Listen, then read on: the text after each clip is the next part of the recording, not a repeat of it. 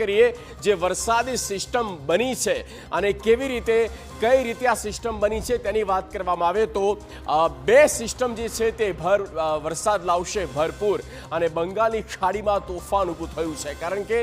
ચોમાસું જ્યારે સક્રિય થાય અને ચોમાસું સક્રિય થયા પછી પણ તેને આગળ વધારવા માટે થઈને કેટલાક મોન્સૂન ટ્રફ બનતા હોય છે, સર્ક્યુલેશન બનતું હોય છે અને ડીપ ડિપ્રેશન ઊભું થાય અને તેના કારણે ચોમાસાની ગતિ છે તે વધારે આગળ વધતી હોય છે અને એ નહોતી એટલા માટે ચોમાસું અટકી ગયું હતું પણ જે બે સિસ્ટમ બની રહી છે જે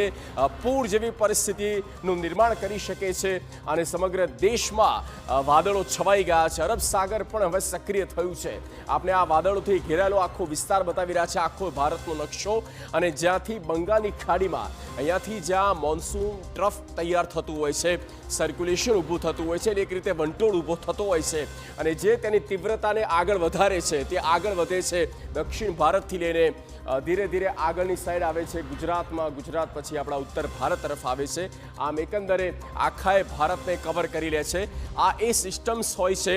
જે સક્રિય કરે છે ચોમાસાને આગળ વધારવા માટે. અને હવે આગળ વાત કરીશું કેમ આવશે ભારે વરસાદ. આપને ઓવરઓલ મેપ પણ બતાવી રહ્યા